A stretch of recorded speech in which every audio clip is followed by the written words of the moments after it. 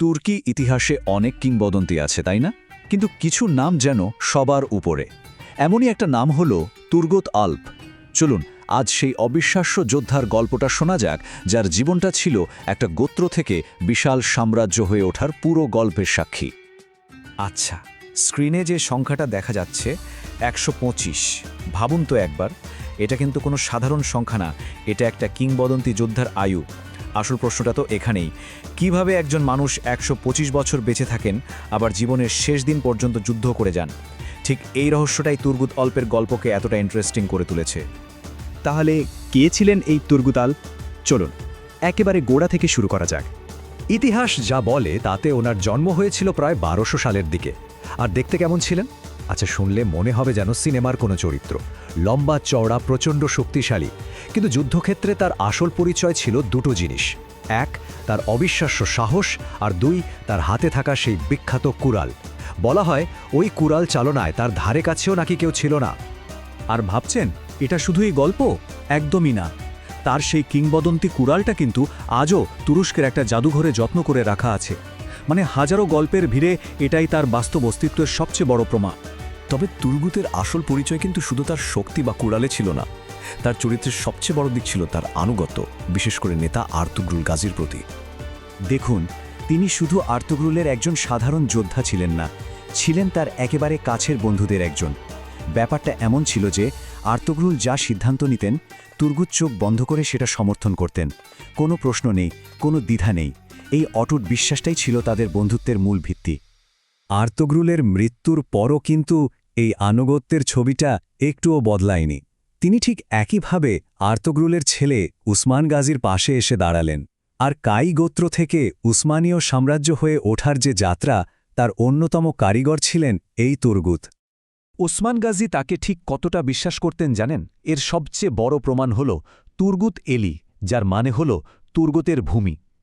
আসলে ঘটনাটা হল ১২৯৯ সালে ইনিগল জয়ের পর উসমান গাজী পুরো এলাকাটার শাসনের ভার তুলে দেন তুর্গুতের হাতে।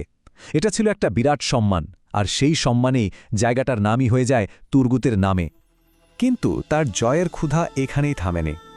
এনিগোলে শাসক তো হলেন, কিন্তু যুদ্ধক্ষেত্র ছাড়ার মানুষ তিনি ছিলেন না। ১৩২৫ সালে আটরানোস দুর্গ বিজয়, তার ঠিক পরের বছর ১৩২৬-এ বুরসা জয়। এই সব বড় বড় অভিযানে তিনি কিন্তু ঠিকই ছিলেন। এমনকি পরের প্রজন্মের নেতা ওরহান গাজীর সাথেও কাঁধে কাঁধ মিলিয়ে যুদ্ধ করেছেন। আর এখানেই তুর্গুত আল্পের গল্পটা সত্যি বলতে অবিশ্বাস্য একটা মোড় নেয়। তার এই লম্বা জীবন তাকে ইতিহাসের পাতায় একটা অন্যরকম জায়গায় বসিয়ে দিয়েছে। ভাবা যায় একজন মানুষ পরপর ৪টি প্রজন্মের সেবা করে যাচ্ছেন। ব্যাপারটা একবার কল্পনা করুন। সুলেমান শাহ, তারপর তার ছেলে আর্তুগ্রুল গাজী, তারপর সাম্রাজ্যের প্রতিষ্ঠাতা উসমান গাজী, আর শেষে উসমানের ছেলে ওরহান গাজী। মানে নেতা বদলাচ্ছে, ক্ষমতার হাত বদল হচ্ছে, কিন্তু একজন মানুষ ঠিক স্তম্ভের মতো দাঁড়িয়ে আছেন, তুর্গুত আল্প। তার এই দীর্ঘ জীবনটা তাই শুধু একটা সংখ্যা নয়, তিনি ছিলেন আক্ষরিক অর্থেই একটা জীবন্ত সেতু, যে সেতুটা গোত্রের অতীতকে সাম্রাজ্যের ভবিষ্যতের সাথে জুড়ে দিয়েছিল। আর তিনি শুধু ইতিহাস দেখেননি, তিনি নিজে সেই ইতিহাস তৈরিও করেছেন। কিন্তু সব গল্পেরই তো একটা শেষ থাকে তাই না? এমন বর্ণাঢ্য একটা জীবনেরও শেষটা ঘনিয়ে আসছিল। ফিরে যাই সেই ১২৫ বছরের হিসাবে। প্রায় ১৩২৫ সালের কথা। ইনিগলে এক যুদ্ধের ময়দানে তিনি মারা যান। ভাবুন একবার, যে মানুষটা সারা জীবন যুদ্ধ করেছেন, তার শেষটাও হলো যুদ্ধক্ষেত্রেই। এর চেয়ে সম্মানজনক বিদায় একজন যোদ্ধার জন্য আর কীই বা হতে পারে? মজার ব্যাপার হল, মৃত্যুর পরেও তিনি তার প্রিয় নেতা আর্তুগ্রুলকে ছেড়ে যাননি। আজ তুর্গুত আল্প গ্রামে আর্তুগ্রুল গাজীর সমাধির ঠিক বাইরেই রয়েছে তার কবর, যেন মৃত্যুর পরেও প্রিয় বন্ধুর পাশেই আছেন। এই দৃশ্যটা আজও তাদের সেই অটুট বন্ধুত্বের কথাই মনে করিয়ে দেয়। তুর্গুত আল্পের পুরো জীবনটাই আসলে আমাদের সামনে একটা বড় প্রশ্ন রেখে যায়।